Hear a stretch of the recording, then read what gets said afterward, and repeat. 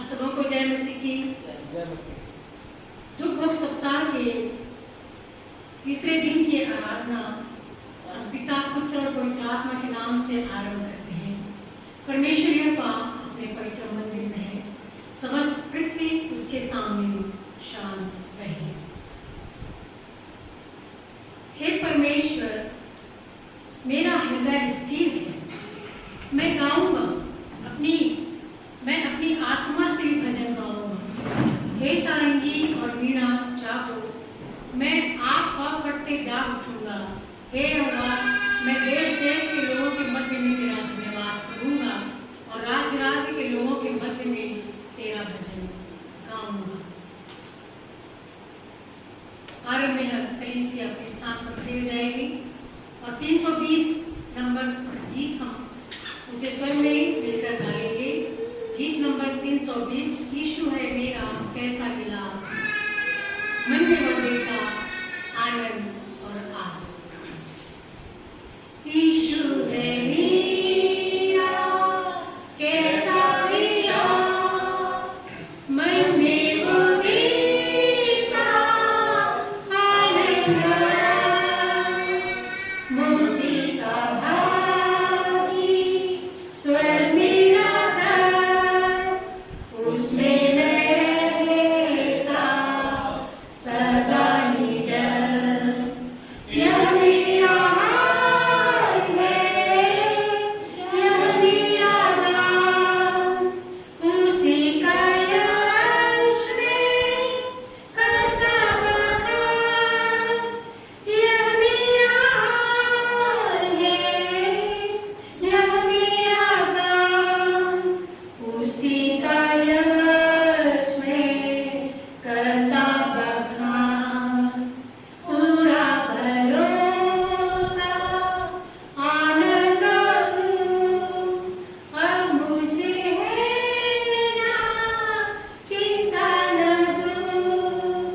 ख्रिस्त से ही हुआ दया का ज्ञान, दुख गढ़ा करती प्रेम का बखान। यह मेरा हाल है, यह मेरा गान, उसी का यश में करता बखान। यह मेरा हाल है, यह मेरा गान, उसी का यश में करता बखान। ख्रिस्त पर मैं रखता पूरा विश्वास, रहता सुरक्षित उसी के पास। उसी के प्रेम से पाता विश्राम, जाऊंगा अंत में स्वर्गीय धाम। यह मेरा हाल है, यह मेरा गान, उसी का यश में करता बखान। यह मेरा हाल है, यह मेरा गान, उसी का यश में करता बखान। हम इस स्थिति में रहेंगे और प्रार्थना में जाएंगे। प्रार्थना करने में अगुवाई मैं विनती करूंगी श्रीमती विनीता सिंह से कि वो सामने आ जाए और प्रार्थना करने में अगुवाई करें।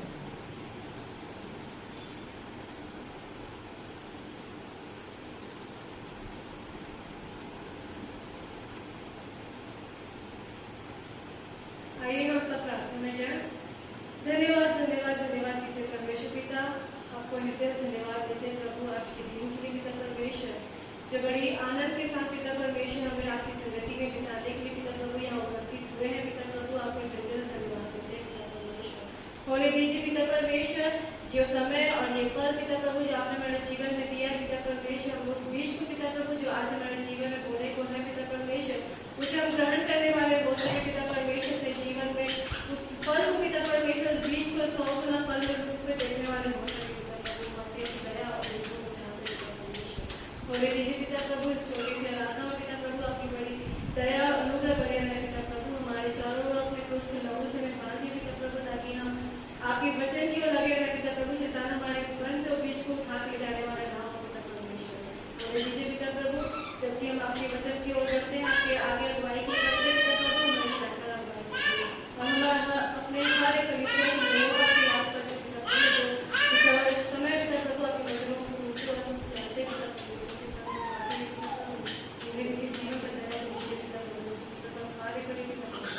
हर एक बीमारी पिता प्रभु यीशु मसीह के नाम से दूर होने का इस प्रभु लोग पिता प्रभु जिस तरह बीमार रह जाते हैं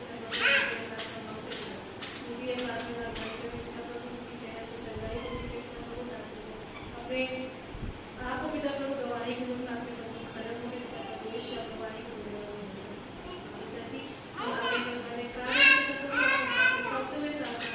मसीह के नाम से मांगते पूजा करना।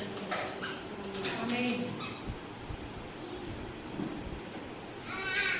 धन्यवाद। सुंदर प्रार्थना के लिए परमेश्वर बताए कि आशीष दे। हम पाठ के लिए पवित्र शास्त्र में से निकालेंगे यूहन्ना 15:1 से लेकर 17 तक। यूहन्ना 15:1 से लेकर 17 तक। और मैं पासवान साहब से हमारे पास्टर साहब से विनती करूंगी कि वो सुचावादी पाठ पढ़ने में हमारे लिए अगुवाई करें। यूहन्ना 15:1 से लेकर 17 तक।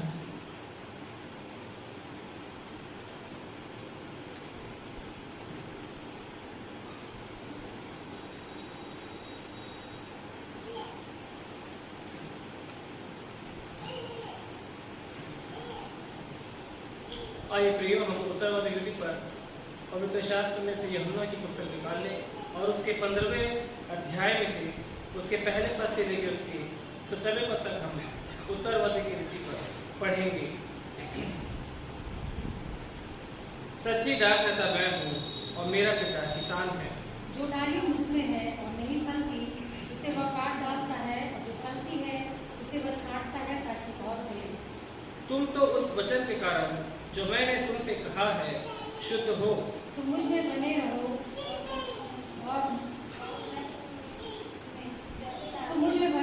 और मैं तुम में। जैसे डाली यदि दाग लता में बनी न रहे तो अपने आप से नहीं फल सकती, वैसे ही तुम भी यदि मुझ में बने न रहो तो नहीं फल सकते। मैं दाखलता हूँ, तुम डालियाँ हो। जो मुझ में बना रहता है और मैं उसमें, वह बहुत फल फलता है, क्योंकि मुझसे अलग होकर तुम कुछ भी नहीं कर सकते। यदि कोई मुझ में बना न रहे तो वह डाली के समान फेंक दिया जाता और सूख जाता है, और लोग उन्हें बटोर कर आग में झोंक देते हैं और वे जल जाते हैं। यदि तुम मुझ में बने रहो और मेरा वचन तुम में बना रहे तो जो चाहो मांगो वह तुम्हारे लिए हो जाए। मेरे पिता की महिमा इसी से होती है कि तुम बहुत सफल हो, तभी तुम मेरे चेहरे ठहरोगे। जैसा पिता ने मुझसे प्रेम रखा वैसा ही मैंने तुमसे प्रेम रखा, मेरे प्रेम में बने रहो। यदि तुम मेरी आज्ञाओं को मानोगे तो मेरे प्रेम में बने रहोगे, जैसा कि मैंने अपने पिता की आज्ञाओं को माना और उसके प्रेम में बना रखा। मैंने ये बातें तुमसे इसलिए कही है कि मेरा आनंद तुम में बना रहे और तुम्हारा आनंद पूरा हो जाए। मेरी आज्ञा यह है कि जैसा मैंने तुमसे प्रेम रखा वैसे ही तुम भी एक दूसरे से प्रेम रखो। इससे बड़ा प्रेम किसी का नहीं कि कोई अपने मित्रों के लिए अपना प्राण दे। जो आज्ञा मैं तुम्हें देता हूँ, यदि उसे मानो तो तुम मेरे मित्र हो। अब से मैं तुम्हें दास न कहूँगा, क्योंकि दास नहीं जानता कि उसका स्वामी क्या करता है, परंतु मैंने तुम्हें मित्र कहा है, क्योंकि मैंने जो बातें अपने पिता से सुनी वे सब तुम्हें बता दी। तुमने मुझे नहीं चुना, परंतु मैंने तुम्हें चुना है और तुम्हें नियुक्त किया कि तुम जाकर फल लाओ और तुम्हारा फल बना रहे, कि तुम मेरे नाम से जो कुछ पिता से मांगो वह तुम्हें दे। आखिरी वचन हम सब एक साथ पढ़ेंगे। इन बातों की आज्ञा मैं तुम्हें इसलिए देता हूँ कि तुम एक दूसरे से प्रेम रखो। परमेश्वर पिता अपने इस जीवित वचन के पढ़े और सुने जाने पर आशीष दे।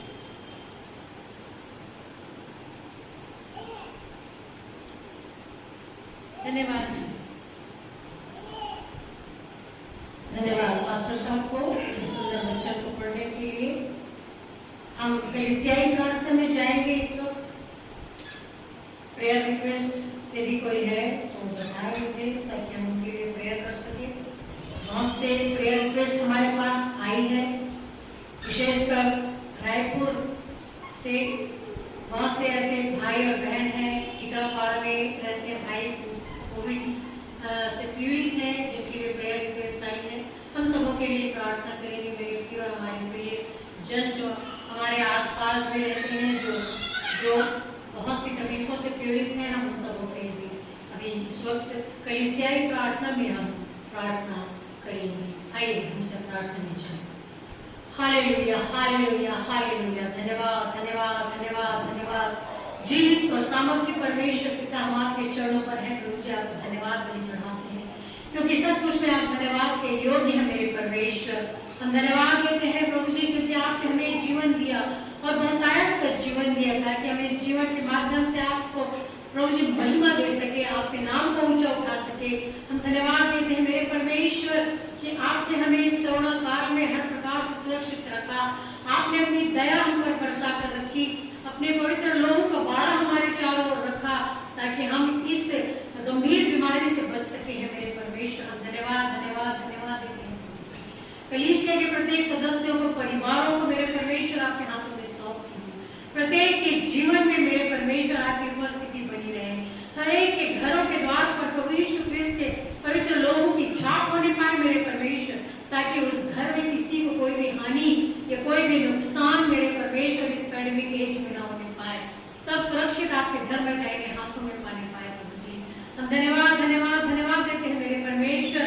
इस ऑनलाइन के माध्यम से जो आराधना की जाती है दुख सप्ताह की मेरे परमेश्वर, ये आराधना में जितने भी शामिल होते हैं उनके जीवन में मेरे परमेश्वर आपकी आशीष बनी रहे, वे आशीष को पाने पाए मेरे परमेश्वर, और वचन की गुण और गहरी बातों को वो समझ सके, अपने जीवन में ढाल सके, उसके अनुसार चलने का प्रयास कर सके मेरे परमेश्वर।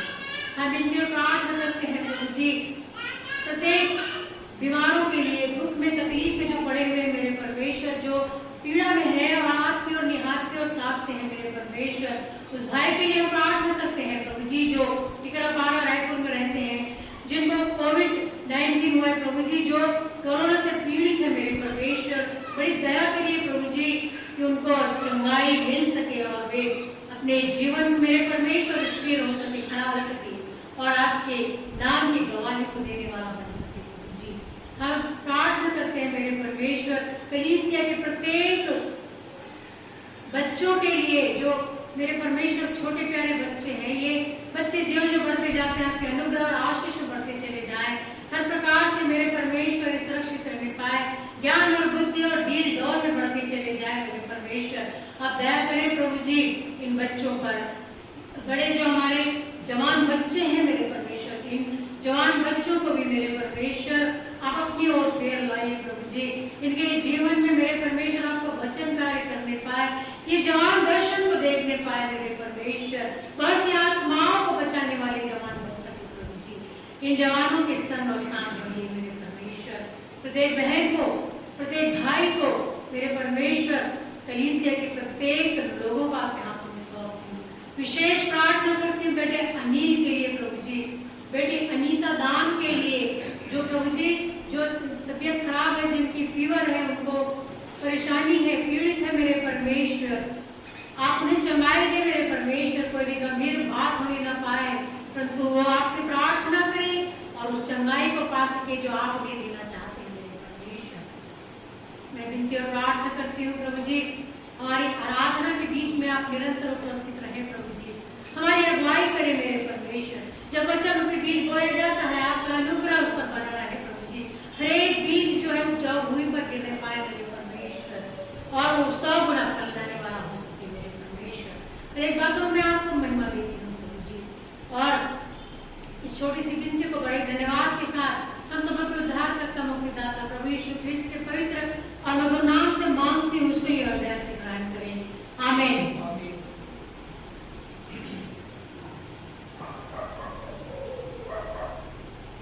अभी भेंटों को उठाया जाएगा और उस वक्त हम 617 नंबर का गीत गाएंगे, उसका एक पद गाएंगे। 617 नंबर का गीत, उपकार की बेटे अपनी प्रभु को चढ़ाना है। उपकार की बेटे अपनी, उपकार की बेटे अपनी प्रभु को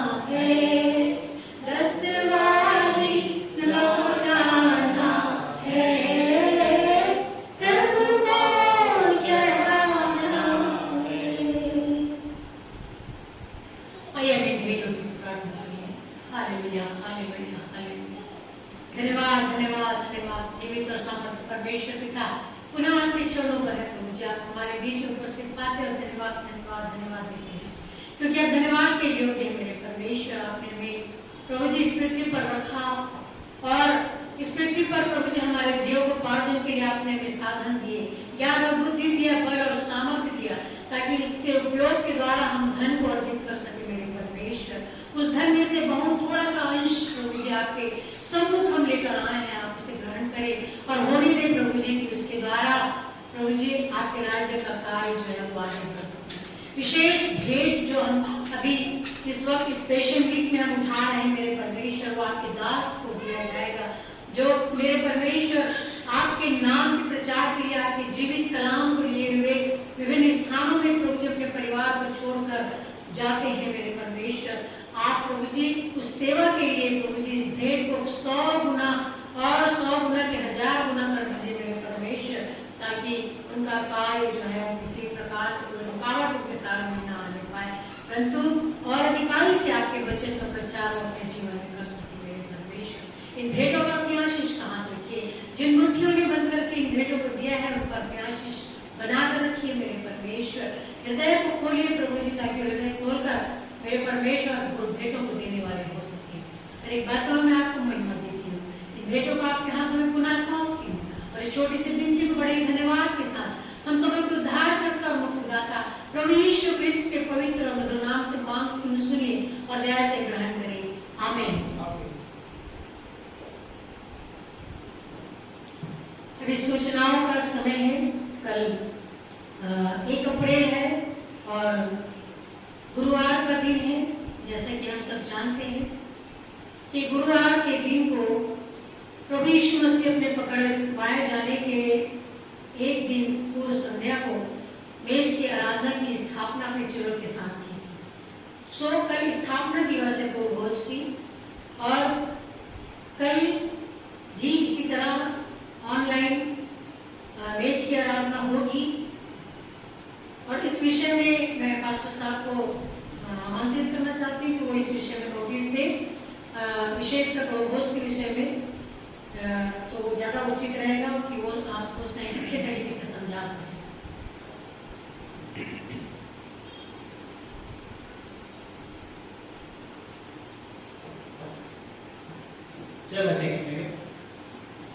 नोटिस में इस प्रकार से है कि जिस प्रकार से हम कोशिश किए और खुशबू के रविवार और दुख हो सकता है कि पहले दिवस की आराधना को हमने चर्च में किया, लेकिन कंटिन्यू बढ़ते हुए केसेस को और कलीसिया में कुछ लोगों के स्वास्थ्य भी ठीक नहीं है, ऐसी खबर मिलते हुए हमने यह निर्णय लिया कि हम आराधना को बाकी कलीसियाओं की तरह ऑनलाइन करेंगे, क्योंकि यह सबकी सेफ्टी के जरूरी है।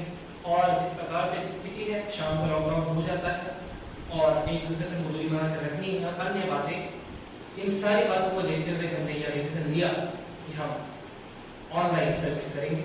मैं आशा करता हूँ कि आपको जब यह वॉइस नोट और लिंक यूट्यूब पर मिला जाता है तो आप अपने परिवार समेत आप समय के हिसाब से आप इस आराधना को अटेंड करते हैं। प्रिय, इस प्रकार से बताया गया कि कल अर्थात 1 अप्रैल 2021 को मेज की बयानी की स्थापना दिवस के रूप में मनाया जाता है, क्योंकि गुरुवार का दिन क्या रहता है, प्रभु यीशु मसीह पकड़वाए जाने के एक दिन पहले प्रभु यीशु मसीह ने अपने शिष्यों के साथ इस मेज की बयानी की स्थापना की। हालांकि प्रियो, पूरे विश्व में ऑनलाइन सर्विस इस प्रकार से कभी भी नहीं हुआ और हमने लास्ट ईयर भी आराधना नहीं की थी, हमने इस आराधना को अपने घर में किया था। मैं आशा करता हूँ प्रियो कि हम पूरी तैयारी के साथ और पूरी भक्ति के साथ, अपने पूरे विश्वास के साथ, हम अपने परिवारों के साथ एकत्रित होकर अपने घरों में हम इस मेज की तैयारी की स्थापना आराधना को हम कर सके। प्रियो, जिस प्रकार से मैं यहाँ पर विधि को पढ़ूंगा और जिस प्रकार से मैं यहाँ पर संचालित करूंगा, आप सबसे निवेदन है कि आप अपने घरों में रोटी को तैयार कर लें, दाख रस को तैयार कर लें। जिस प्रकार से हमने लास्ट ईयर पूर्ण आराधना को कई महीनों तक हमने इस आराधना को किया था, इसी प्रकार से हम कल भी ऐसी करें। सारे बपतिस्मा पाए हुए विश्वासी परिवार जितने भी लोग हैं वे एकत्रित हो जाए और उनकी क्वांटिटी के हिसाब से आप तैयारी कर लें। विशेष निवेदन है घर की महिलाओं को कि वे इसकी तैयारी कर लें। और जिस प्रकार से मैं यहाँ पर इसको संचालित करूंगा, विधि पढ़ूंगा, रोटी को तोड़ूंगा, वापस उठाऊंगा, उसी प्रकार से सेवाकर घर में इस पूरी तरह से इस विधि को करने की कोशिश करें। और जब हम रोटी को खाते हैं और दान पीते हैं तो एक साथ इस प्रकार से मेरा रूपांतरण आपके सामने होता रहेगा वीडियो के माध्यम से। हम उसी के साथ साथ हमें इस आराधना को पूरी करते जाएंगे और आशीष की प्रार्थना और जो प्रार्थना होती है वो हम मिलकर से की जाएगी। और आप सब पूरी भक्ति के साथ इसी प्रकार से इस मेज की डायरी की स्थापना की उस दिन को जो प्रभु यीशु मसीह ने अपने शिष्य के साथ स्थापित किया, हम उसको पूर्ण भक्ति के साथ बना सके। नोटिस में यही है प्रियो, जो कि कल के लिए मुख्य नोटिस दिया गया है।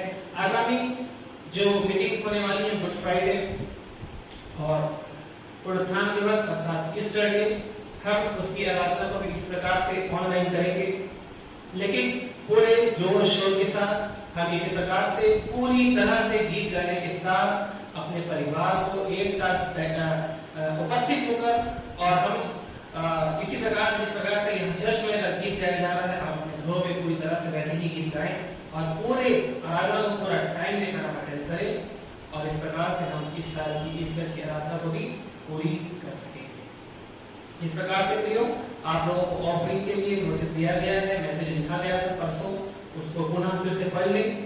ऑफरिंग के लिए जो रीजन मैंने बताया है उसको भी आप समझ लें और ईस्टर संडे के आराधना के खत्म होने के आधे से 1 घंटे के अंदर में आप अपने अपने परिवार से हो सके तो आप समय पर उस ऑफरिंग को यहाँ पर अर्पण करें, ताकि वह जो ऑफरिंग की राशि है वह सही जगह और हमारे बीच में उपस्थित हमारे गेस्ट अपीयरेंस में श्री पास्टर फिलिप अब्राहम जी को वह दान एक फीस के रूप में अर्पित किया जा सके। धन्यवाद।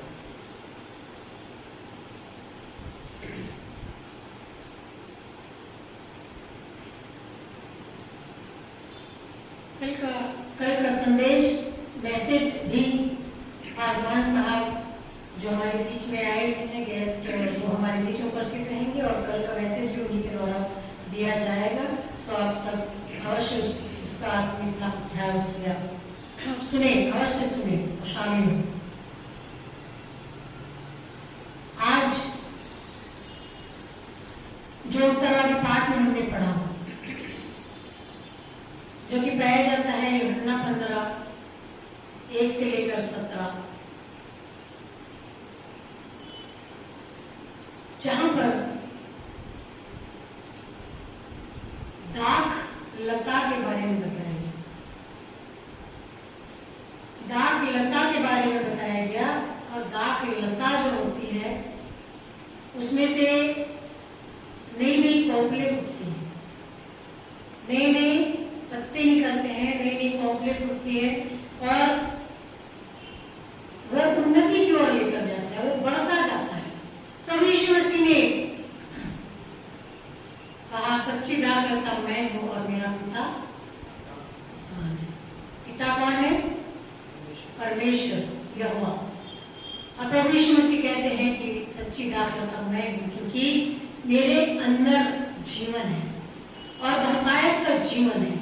मार्ग, सत्य और जीवन मैं ही हूं, प्रभु यीशु मसीह ने कहा। और बिना मेरे द्वारा कोई पिता के पास नहीं पहुंच सकता। सो प्रभु यीशु मसीह ने यूहन्ना 15 में इस बात की शिक्षा दी और कहा कि सच्ची दाख लता मैं हूं और मेरा पिता किसान है। और जो प्रभु यीशु मसीह में है, जो कहते हैं कि प्रभु यीशु मसीह में है, हम प्रभु यीशु मसीह के पीछे चलते हैं, बने हुए हैं और फल एक भी नहीं होता, जैसे कि उस अंजीर के वृक्ष में फल नहीं था। उस अंजीर के वृक्ष में सिर्फ हरे हरे पत्ते थे, बहुत सुंदर दिखाई देने वाले ऊपर से पत्ते ही थे, फल नहीं थे। प्रभु यीशु मसीह कहते हैं कि जो डाली मुझ में है और नहीं फलती, मुझ में रहते हुए भी वो फल नहीं लाती है, उसे वो क्या करता है? काट डालता है, उसे वो काट डालता है। इसका अर्थ क्या है? काट डालता है, इसका अर्थ जड़ से नहीं काटता,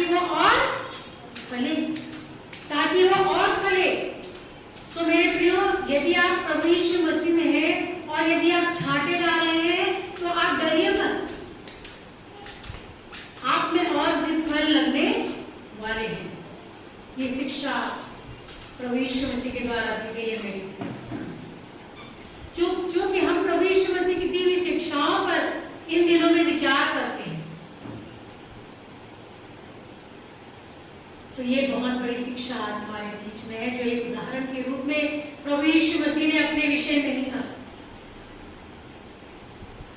तुम तो उस वचन के कारण जो मैंने तुमसे कहा है शुद्ध हो। तुम तो उस वचन के कारण जो मैंने तुमसे कहा है शुद्ध हो। तुम अपने आप को अशुद्ध मत गिनो। तुम क्या हो? शुद्ध हो। तुम शुद्ध हो। जो कहते हैं कि हम पापी मनुष्य, हम पापी मनुष्य, हम पापी मनुष्य, यदि आप अभी पापी हैं तो प्रभु यीशु मसीह का क्रूस पर बलिदान होना व्यर्थ हो गया। हाँ, पाप तो करते हैं, मनुष्य है, कमजोर पड़ते हैं, गिरते हैं, उठते हैं, फिर संभलते हैं। लेकिन प्रभु यीशु मसीह कहते हैं कि यदि तुम मुझमें बने हुए हो तो मैं तुम्हें क्या करूंगा? छांटूंगा, ताकि तुम में और भी फल लगे। क्योंकि तुम, लिखा है, उस वचन के कारण जो मैंने तुमसे कहा है, तुम क्या हो? शुद्ध हो।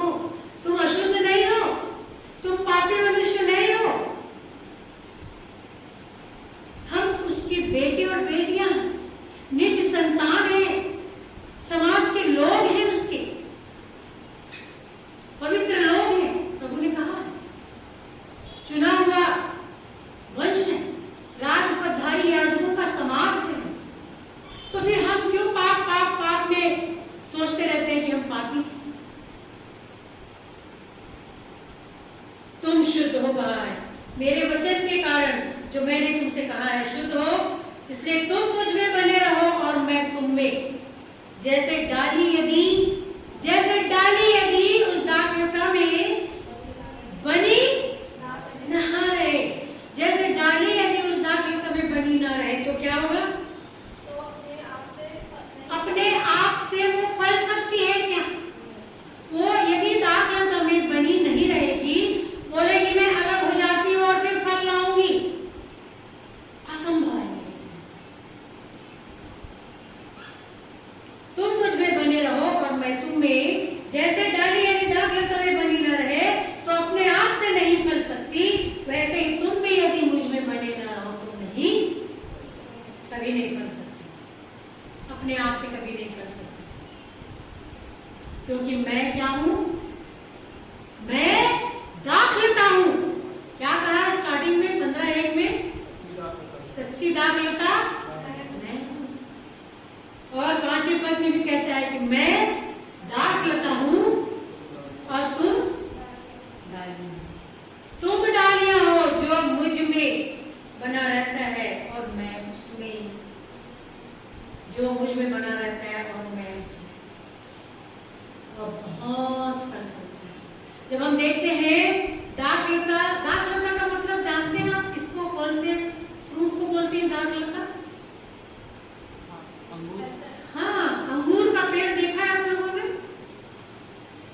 कैसे वो बढ़ती जाती है और उसके आसपास से थोड़े थोड़े दूर में शाखें फूटी रहती है और वो शाखें अलग पड़ती जाती है और अलग फल लाती रहती है। पर वो तब तक फल लाती रहती है जब तक वो उस दाखलता से जुड़ी रहती है, बनी रहती है।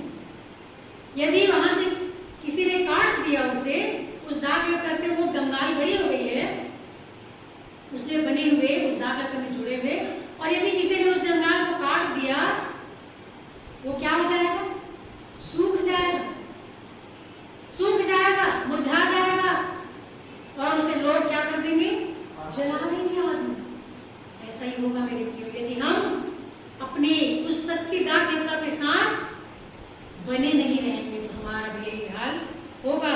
वचन कहता है मेरे प्रियो कि मैं दाखलता हूं, तुम डालियां हो जो मुझ में बना रहता है और मैं उसमें, और बहुत फल फलता है। क्योंकि मुझसे अलग होकर तुम कुछ भी नहीं कर सकते। मुझसे अलग होकर तुम सोचना भी नहीं कि मैं कुछ कर सकती हूँ या कर सकता हूँ। यदि कोई मुझ में बना न रहे तो वह डाली के समान फेंक दिया जाता है, सूखी डाली के समान, और सूख जाता है। और क्या लिखा है? और लोग उन्हें बटोर कर आग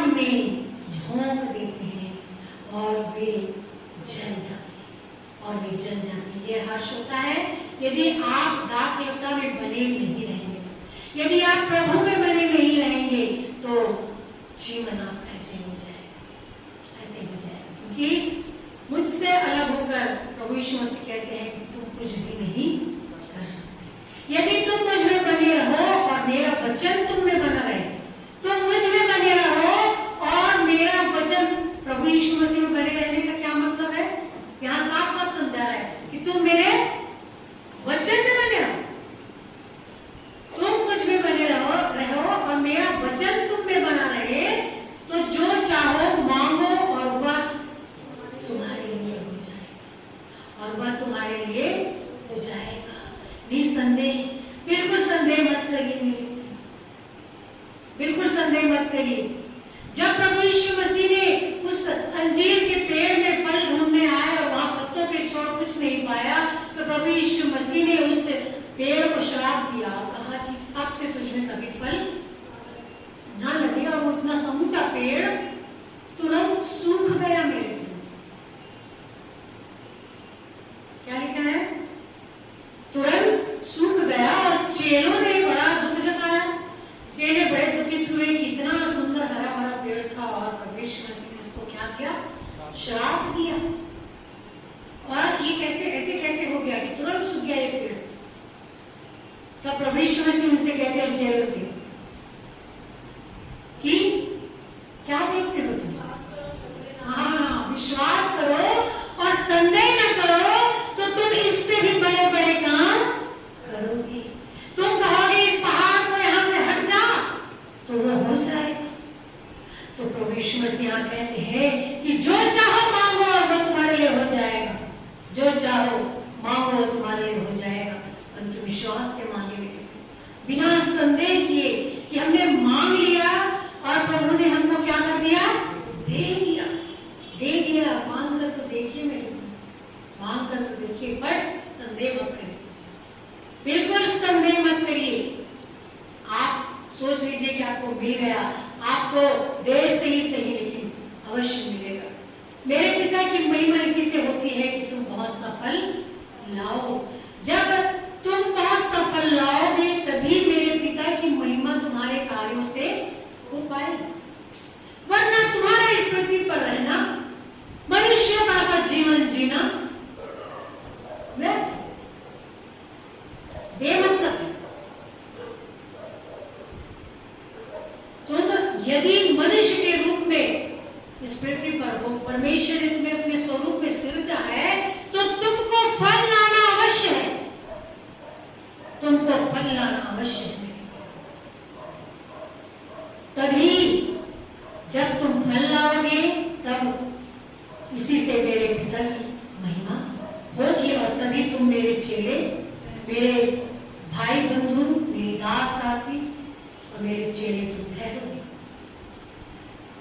जैसे पिता ने मुझसे प्रेम रखा वैसे ही मैंने भी तुमसे प्रेम रखा। जैसे पिता ने मुझसे प्रेम रखा, पिता ने मुझसे बहुत प्रेम रखा, बहुत प्रेम रखा।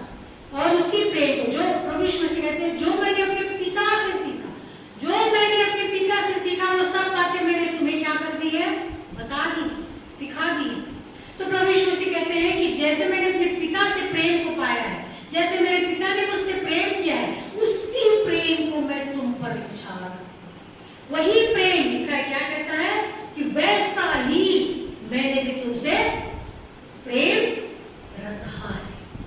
वैसा ही 9 पद में लिखा है, वैसा ही मैंने तुमसे प्रेम रखा है, इसलिए तुम मेरे प्रेम में बने रहो, मेरे प्रेम में बने रहो। यदि तुम मेरी आज्ञाओं को मानोगे तो मेरे प्रेम में अवश्य बने रहोगे। जैसा कि मैंने अपने पिता की आज्ञाओं को माना है और उसके प्रेम में आज्ञा मान कर ही मैं उसके प्रेम में क्या हूँ? बना रहता हूँ। मैंने ये बातें तुमसे इसलिए कही है कि मेरा आनंद तुम में बना रहे और तुम्हारा आनंद, हाँ, तुम्हारा आनंद पूरा। हम आनंदित रहना तो चाहते हैं लेकिन आनंदित नहीं रह पाते हैं, क्योंकि हम प्रभु के प्रेम में बने ही नहीं रहते हैं।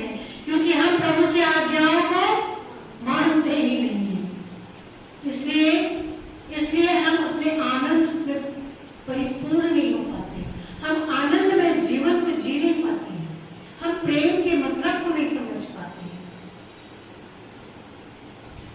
लेकिन मेरे प्रियो, प्रभु यीशु मसीह ने यहाँ तक ऐसा प्रेम किया कि उसने अपने आप को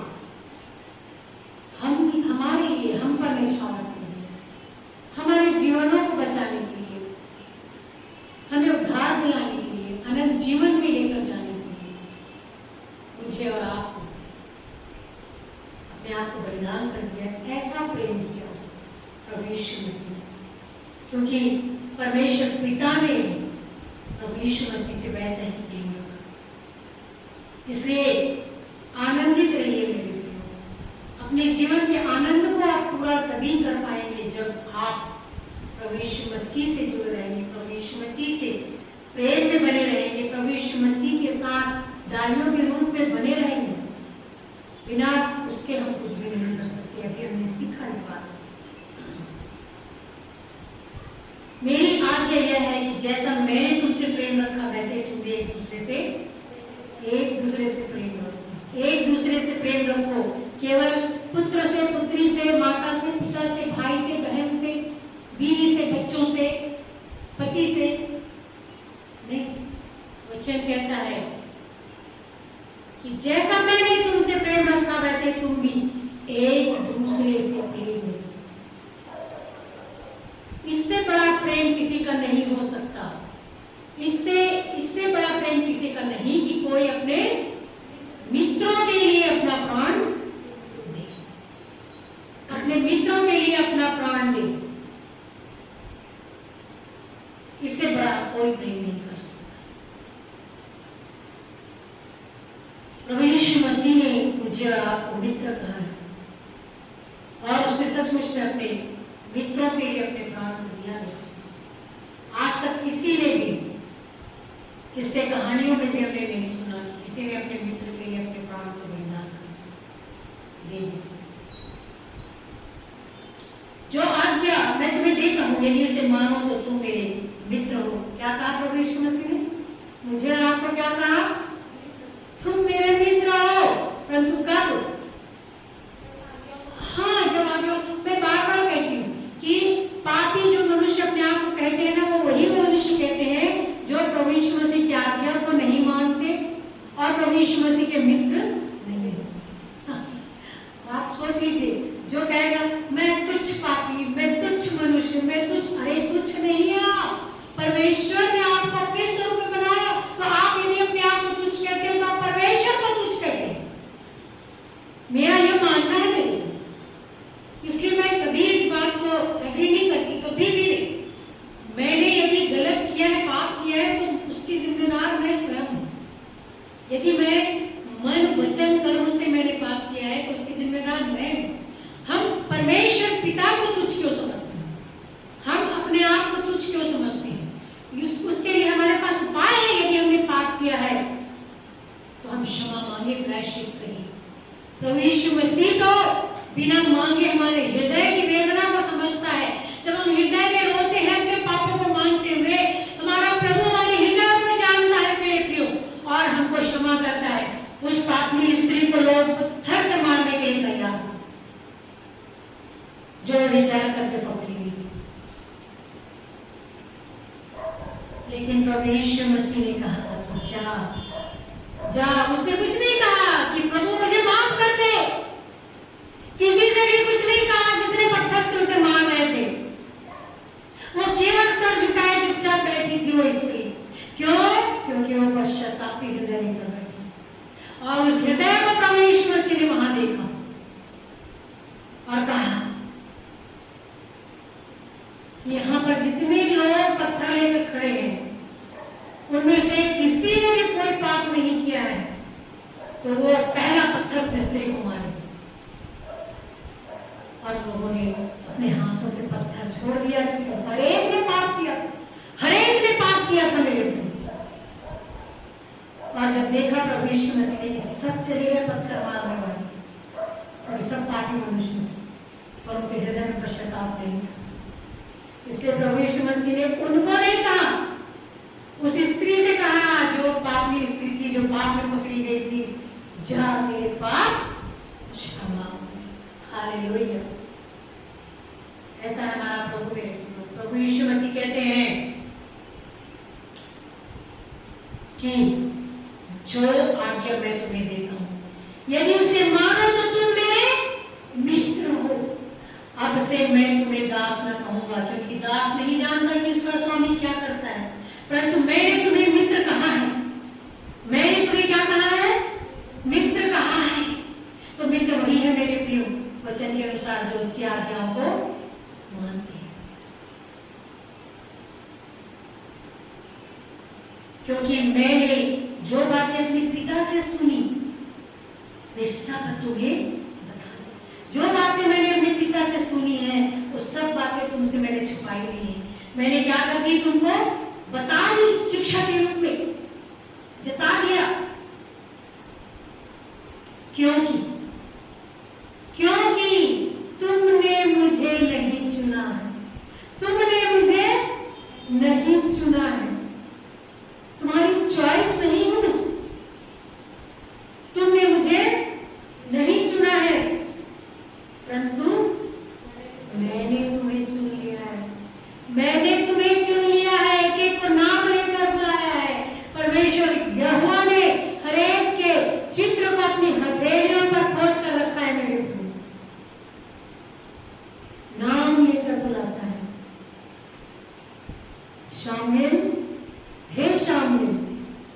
कौन कहता है? परमेश्वर यहोवा हर एक के नाम को जानता है। परमेश्वर कहता है तो मैंने तुम्हें चुना। तुमने मुझे नहीं चुना। तुम्हारे बस में होता तो तुम मुझे कभी सेलेक्ट करते ही नहीं। तुम मुझे सेलेक्ट करते ही नहीं, परंतु सेलेक्ट तो मैंने तुमको किया है। मैंने तुमको चुना है। मैंने तुमको चुना, क्योंकि आदम से मनुष्य पाप करते आया। आदम से मनुष्य पाप करते आया और पापों को प्रभु यीशु मसीह ने अपने ऊपर उठाया।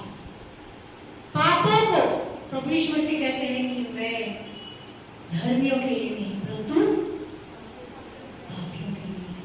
मैं धर्मियों के लिए नहीं, परंतु पापियों के लिए आया। इसलिए प्रभु यीशु मसीह कहते हैं कि तुम तो पापी थे, आरंभ से ही पाप करते आए। इसलिए तुमने मुझे सेलेक्ट करने की सोची। यदि सेलेक्ट करने की सोची होती तो उस अदन की वाटिका में पाप नहीं करते, परंतु सेलेक्ट तो मैंने तुमको किया है। मैंने तुम्हें चुना है। तुमने मुझे नहीं, परंतु मैंने तुम्हें चुना है और तुम्हें नियुक्त किया कि तुम जाकर, हाँ मैंने तुम्हें चुना है और नियुक्त कर दिया है।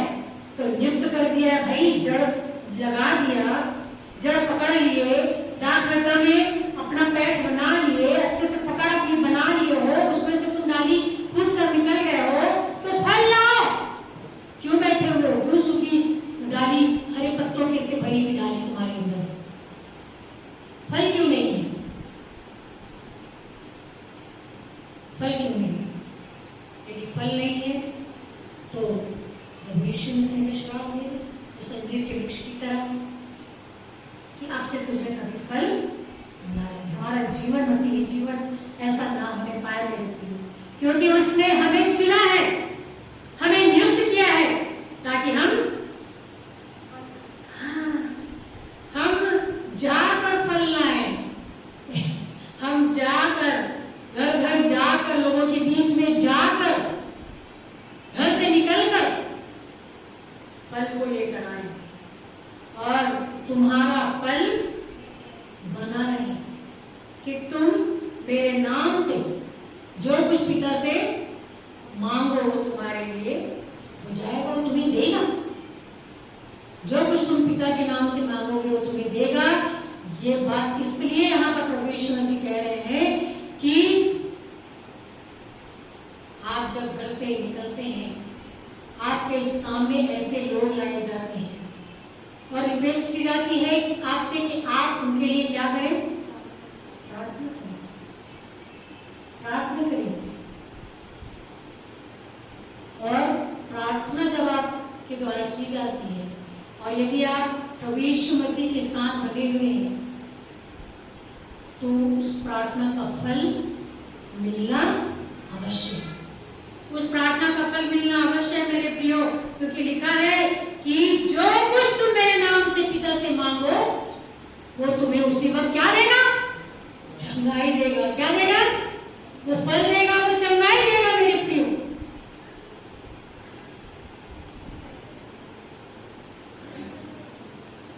और अंतिम में एक ही बात शिक्षा के रूप में लिखा हुआ है इन बातों की, क्योंकि लिखा है कि यदि तुम मेरी आज्ञाओं को मानोगे तो तुम मेरे क्या हो? मित्र हो और तुम मुझ में बने रहोगे। यहाँ पर फिर से बात आ रही है आज्ञा की। इन बातों की आज्ञा मैं तुम्हें इसलिए देता हूँ, हाँ, किस लिए दे रहा हूँ? कि तुम एक दूसरे से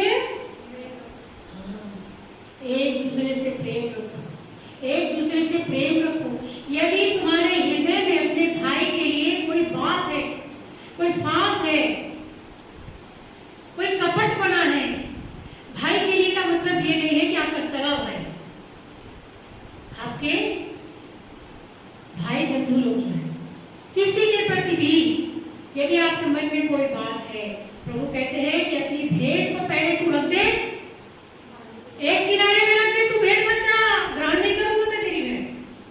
पहले तू जाकर अपने भाई से मेल मिलाप, प्रेम इसको कहते हैं, मेरी प्रेम इसको कहते हैं, तभी मैं तेरी भेंट ग्रहण करूंगा, तभी मैं तेरी भेंट ग्रहण करूंगा। और ये बात हमने वहां देखी कैन और हाबिल के समय, कैन और हाबिल के समय हमने देखी। कैन के मन में अपने भाई के प्रति द्वेष था, कपट था, और जब उसने भेंट चढ़ाई,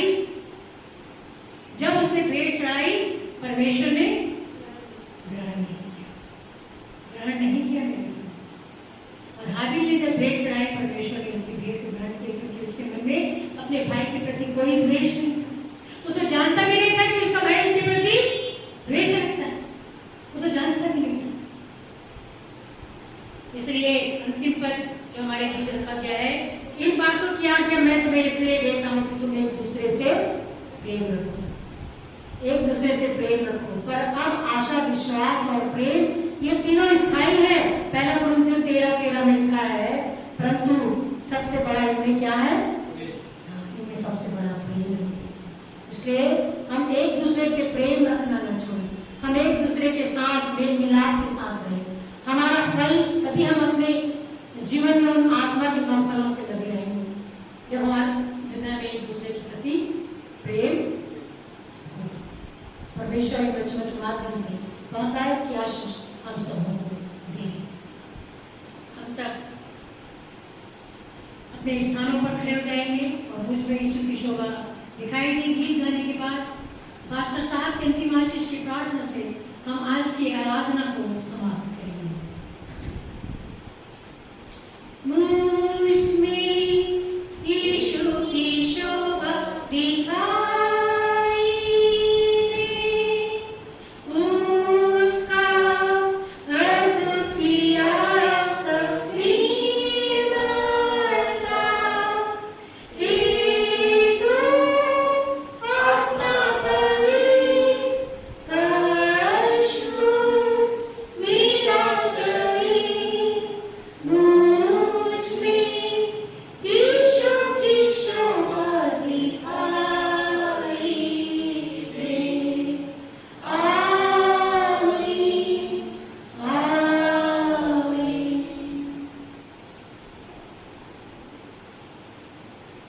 आइए हम अंतिम आशीष को समझाएं। परमेश्वर पिता की सामत बुराई समझ से परे है। प्रभु यीशु के हमारे हृदय और मनुष्य सोच की रक्षा करें। और अब हमारे प्यारे पिता परमेश्वर का प्रेम, प्रभु यीशु के अनुग्रह और पवित्र संगति आज से लेकर युगांत तक उपस्थित प्रत्येक विश्वास के साथ, विशेषकर देव के छोटे झुंड के साथ प्रभु यीशु से द्वितीय आज्ञा तक बनी रहे। आमीन। आमीन आमीन आमीन। जय मसीह की सबों को।